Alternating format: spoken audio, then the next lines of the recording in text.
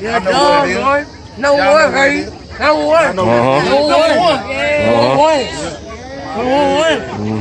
Yes. Number one, baby. Number one.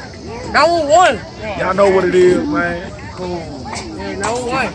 Number one. PMB. PMB. Protect my brother. PMB. Protect my brother. PYP. Play your position. PYP. Play your position. Ooh.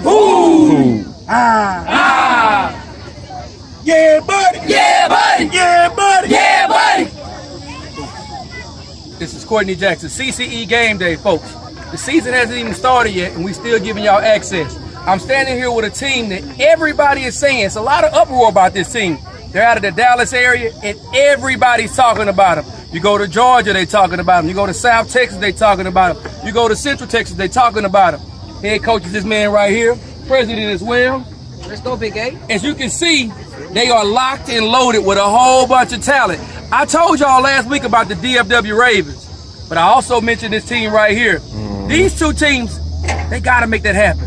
You're talking about Division I players, soon to be Division I players on both teams. You're talking about great coaching. You're talking about kids that have played in big time games for a lot of years. You're talking about 4 or 5 kids right now that are CCE top prospects. We're going to talk to all the kids. We're going to find out more about the Dallas Patriots and much more on this right here, the CCE All Access for the Dallas Patriots. All Access. We out here at Fort Worth Dunbar. These boys just got through doing work, but ain't nobody sweating. They didn't hardly break a sweat. 35 points on the board, they could have put up 70, so they said. We're going to talk to some of their skill players right now. Tell me your name and your position. Dallas Singleton. I play corner and receiver. I'm Darius Bell, I play quarterback. I'm the key ground neighbors. I play running back and linebacker. AKA? And now corner, I play middle linebacker and running back. Brandon Booker, I play wide receiver and safety.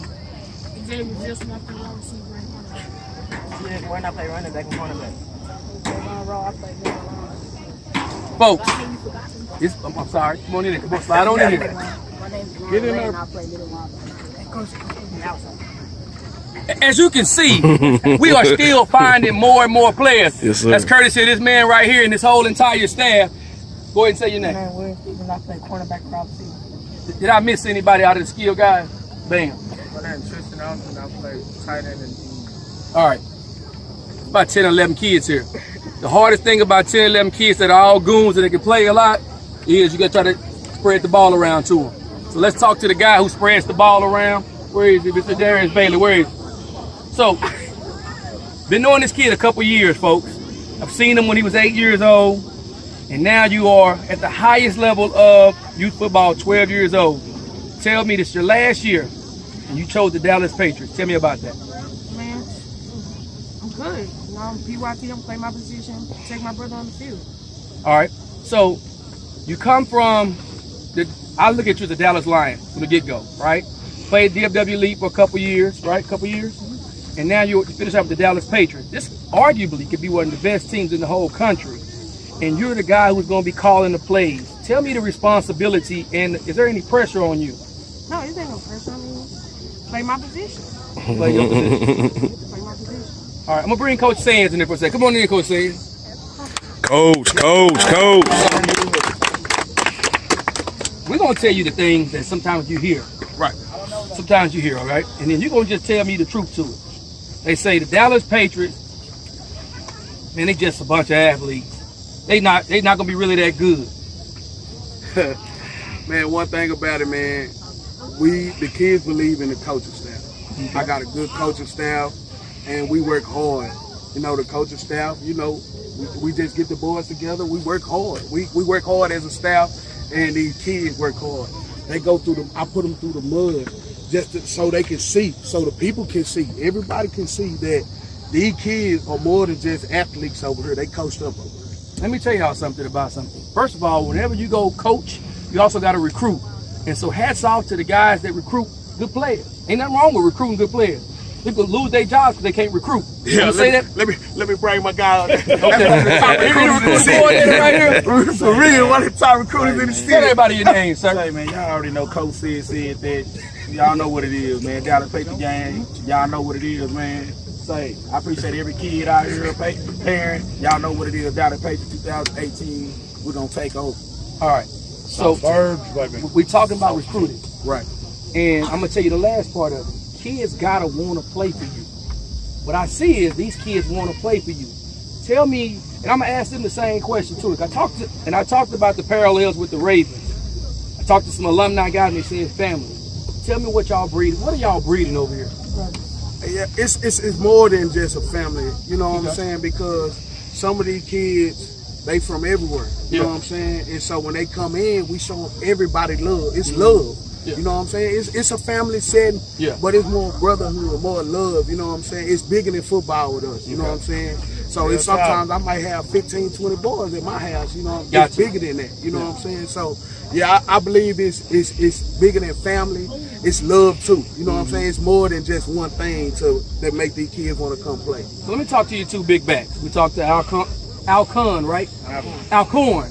And we talked to Peanut. Let me talk to these two big guys. They wearing the number, and I'm gonna get it this way. Step on this side. Okay. Let me tell you why I'm gonna do it this way.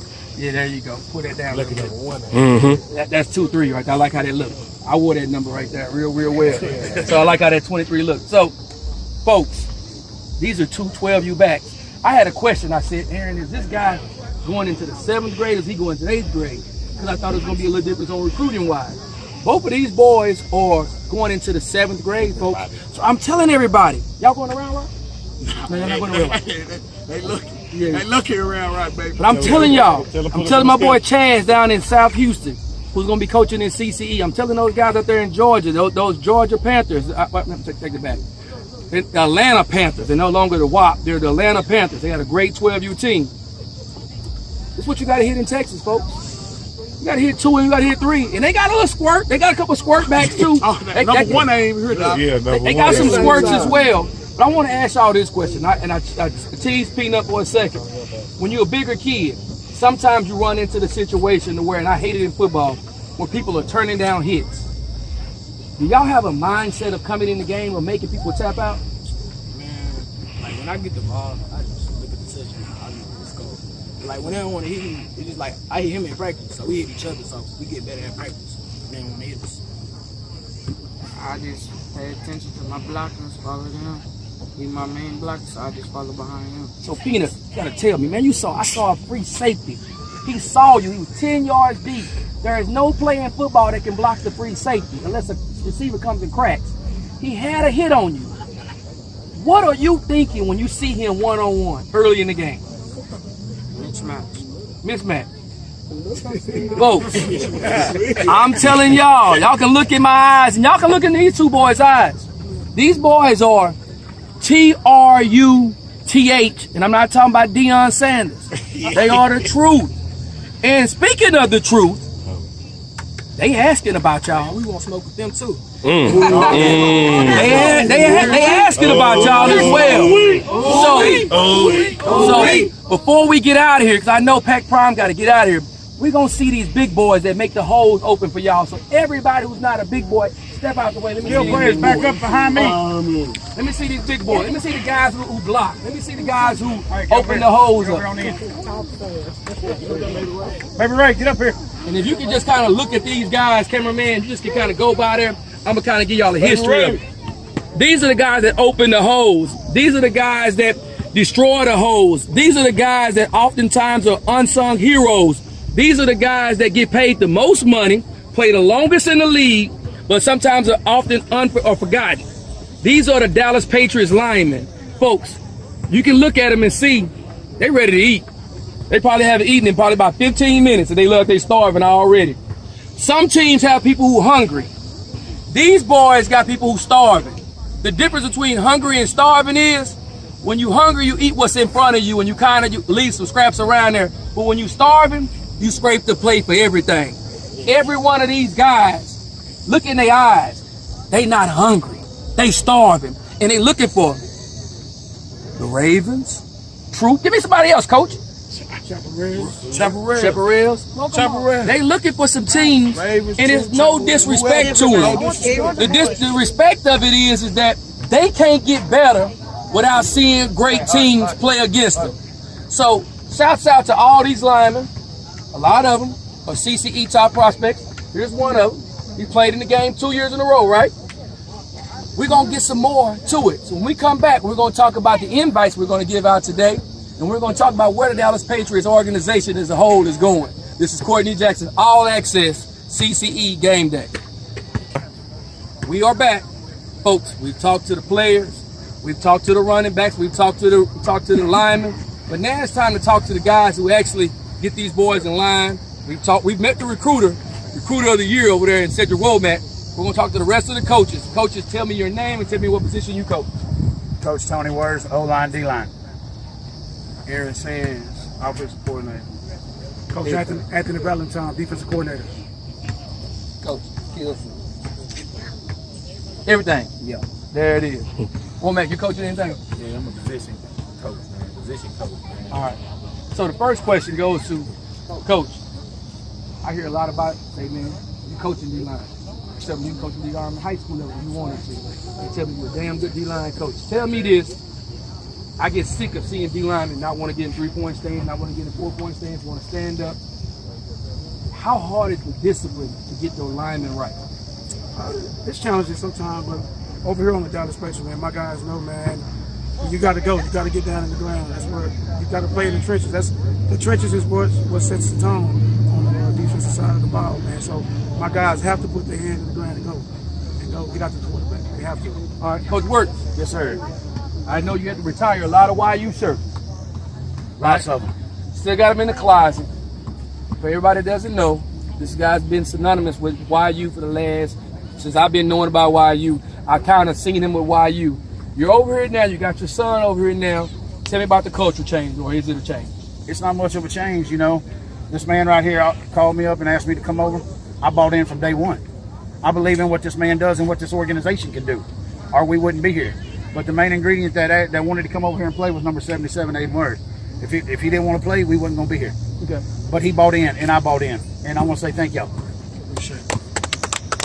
Before we get out of here, Coach, let me ask you the question. We've talked about how good your team is. To me, the responsibility now is to hold these guys accountable, make these guys be greater than what they can be or what they are right now. Right. And that's a hard